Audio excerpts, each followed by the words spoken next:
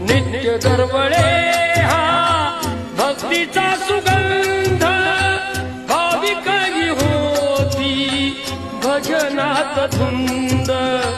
नित्य दरवळे हा भक्तीचा सुगंध, भाविकही होती भजनात धुंद।